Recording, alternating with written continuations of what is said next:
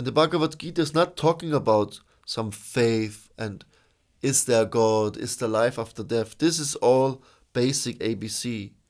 The Bhagavad Gita will help us to re-establish our lost relationship with God. Welcome to the oldest spiritual podcast, the Bhagavad Gita Podcast. Hi, I'm Advaita, and this is the Bhagavad Gita Podcast. Today I would like to read from the Bhagavad Gita itself, chapter 6, called Dhyana Yoga. Dhyana means meditation. It's the yoga of meditation. Each chapter of the Bhagavad Gita has its own specific yoga. Like the first chapter we talked recently is the yoga of lamentation and depression. The third chapter, Karma Yoga, the yoga of activity and to renounce the results of your work. And the sixth one is about meditation. And this whole chapter, Krishna explains Arjuna various forms of meditation, pranayama to control the breath, how to sit, on what you should sit, which time of the day, and all kinds of forms of meditation. The mind is your best friend, the worst enemy. And Krishna, the whole chapter speaks and helps us in the process of Ashtanga Yoga. But then, at one point, at the end of the chapter, he reads this famous verse. The verse is as follows: Yoginam api savisham matgad antat atmana shradavan bachate yomam same yuktatamo mataha. And the translation: and of all yogis, the one with great faith, who always abides in me, thinks of me within himself, and renders transcendental loving service to me. He is the most intimately united with me in yoga, and is the highest of all. That is my opinion. Yoga nowadays has so many forms. We think of yoga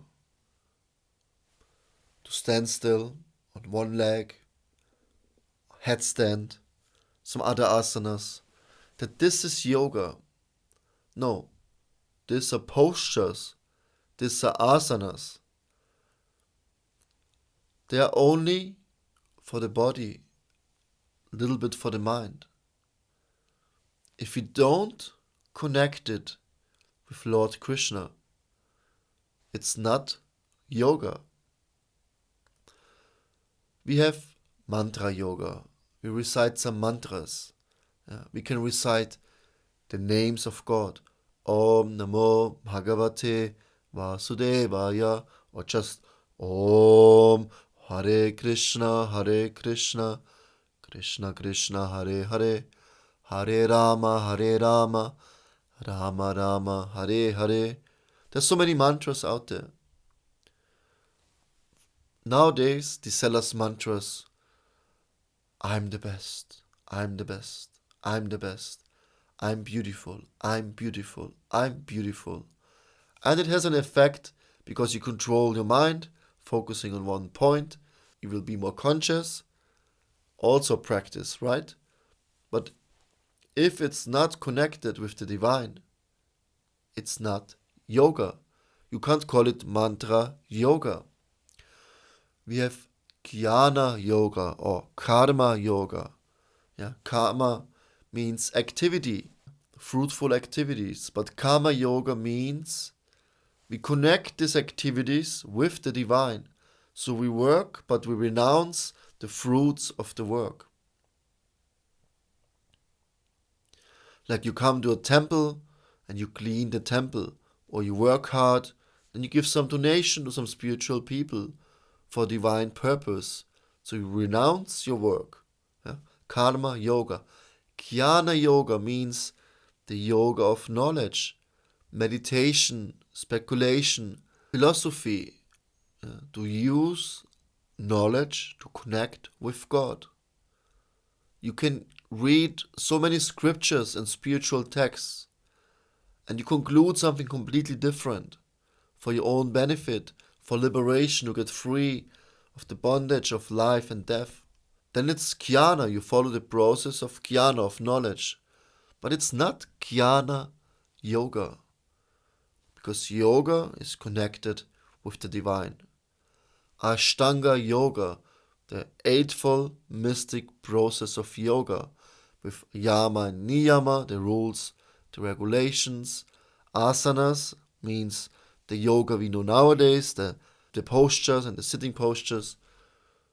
Pranayama, to control the life force, the air. Pratyahara, to withdraw the senses from the objects of the senses. Dharana, concentration. Dhyana, meditation. Then ends up in samadhi, to really immerse yourself in the divine consciousness. So this is the eightfold mystical process of yoga. But if it's not connected with the Supreme, it's not yoga. Because what does yoga mean? Yoga comes from the Sanskrit word yuj, to yoke, to unite, to connect. Same like religio, religion, means to reconnect to God. Yoga is the process to connect the individual soul to the Supreme Soul, to Param Atma, the Super Soul in the heart. This is the process of yoga. And nowadays we have laughing yoga, we have beer yoga, we have all kinds of nonsense yoga. I don't know why people call it even yoga. Also, in normal yoga schools when you go, it's just about the body. Some speak about the mind, because there's different approaches to yoga. Like I mentioned, the jnana approach, the karma approach, and now comes a new word, the Bakti approach. We start usually yoga when we are maybe spiritually not so advanced, or we don't know about it much. Somebody sent us to the gym, tells us there's a nice yoga teacher. She will show you how to be more healthy and to get flexible and energized. So you check out the yoga session and you love it because you feel great. You feel full of energy and life. Because yoga is powerful, yoga in form from asanas. So you decide to come now 2 times a week to practice yoga. After some time in the yoga practice, the yoga teacher speaks about the yogic scriptures like the Bhagavad Gita, for example, and she quotes a few verses like the one I just read for you. And you realize, like on the bodily platform, this is karma yoga. You do it for your benefit, for your physical body to feel good, to be healthy and energized. Then you hear about the yogic philosophy behind all these practices, and you realize, I'm not the body. So why I'm doing this? I'm not the mind. I'm the spiritual soul, the consciousness within the body. And you realize there's the cycle of birth, death, old age, and disease.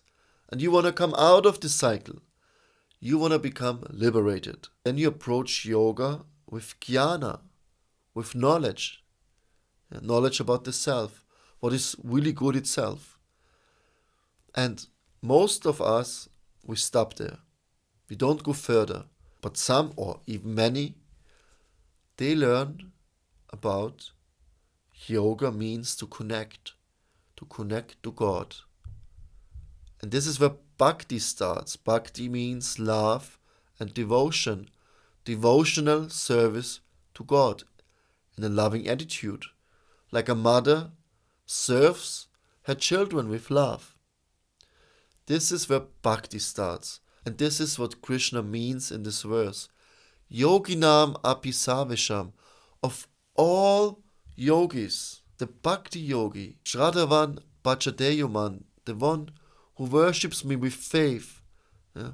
In this bhajan, bhajate means to worship, and in this case, Krishna means who worships him with faith and devotion, with Bakti, who always abides in him, has great faith, and who always thinks of him within himself. He is the greatest of all yogis.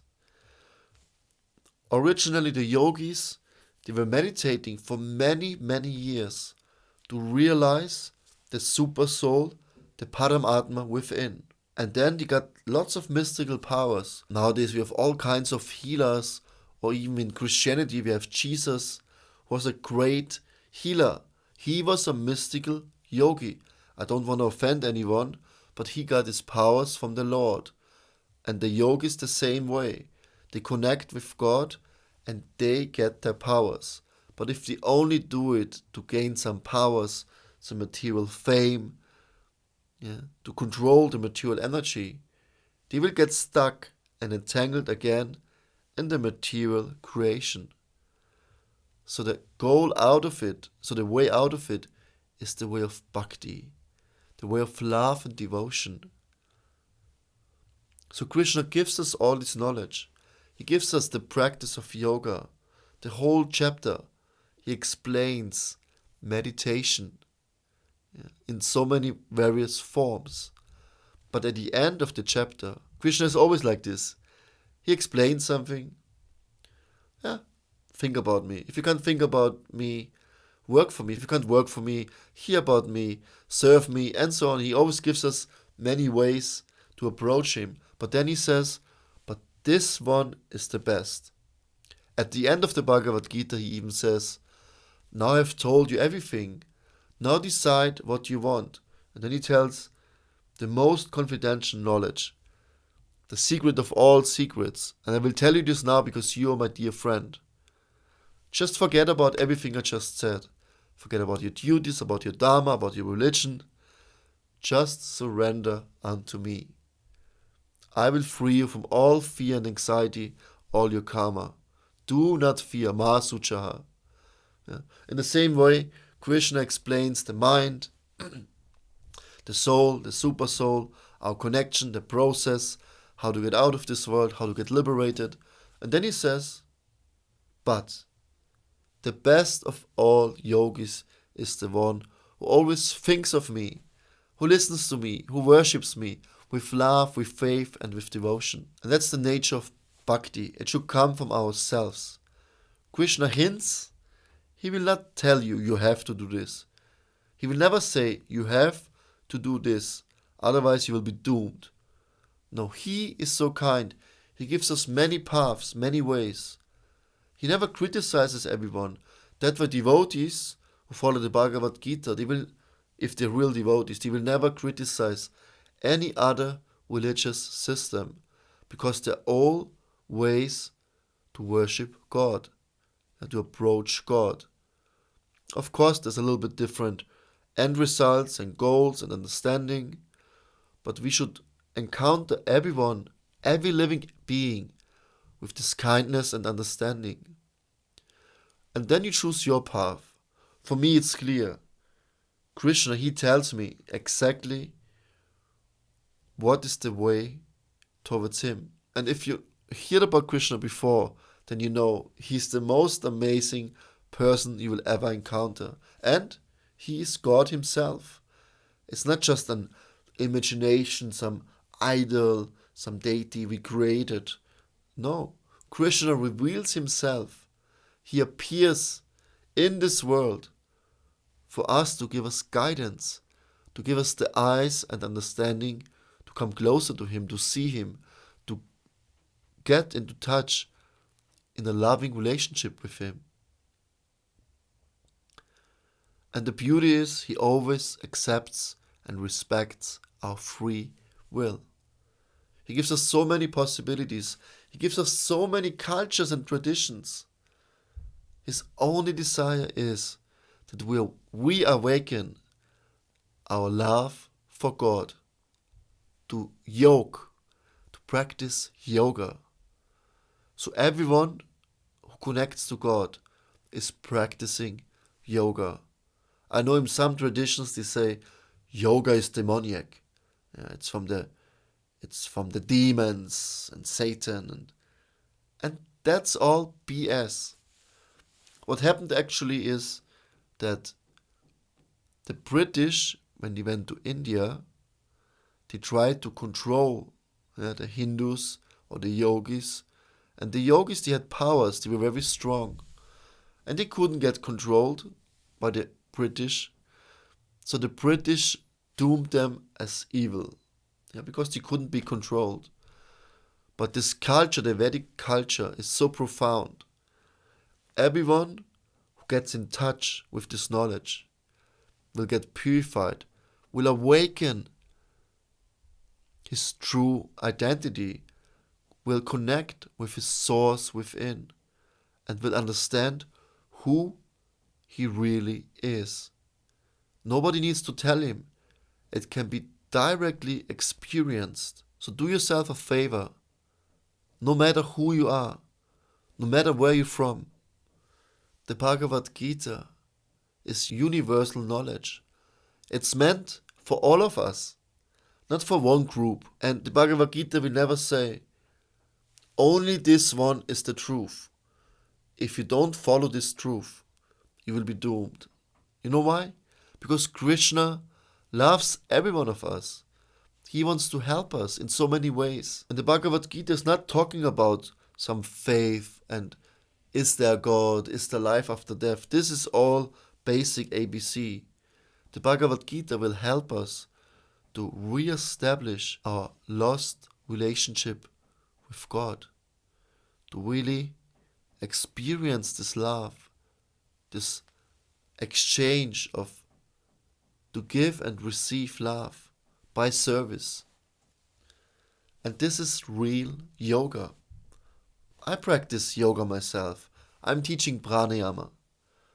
This is all good for the body and for the mind, to center myself, to understand who I am, to see myself as spiritual being within, to disconnect pratyahara with this material world, to follow some rules and regulation, to have a daily sadhana, a daily spiritual practice, and then dharana, to concentrate, to meditate, samadhi, to fully immerse yourself with Krishna. And the best way we can do this is through devotional service.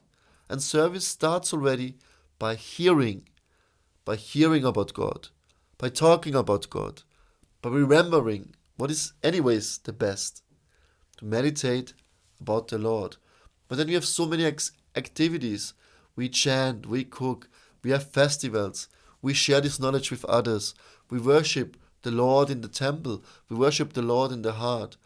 There's, for any person, whatever you like, you can use your qualities and abilities and engage it in Bakti yoga. And then your life will be sublime. There's no loss. In the Bhagavad Gita, Krishna explains, what if you don't reach your goal? What will be the destination in your next life?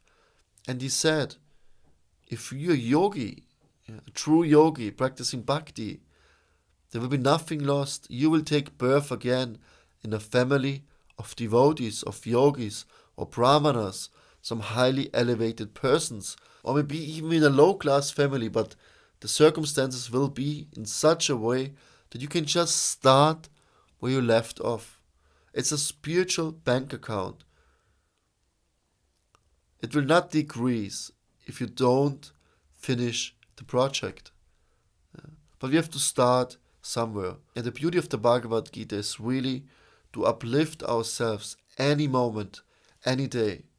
I can just recommend you, get a copy of the Bhagavad Gita, just read the 6th chapter. It's so powerful, and understand what is real yoga and make your life successful. Thank you for watching. All glories to the Bhagavad Gita. Namaste. Hare Krishna.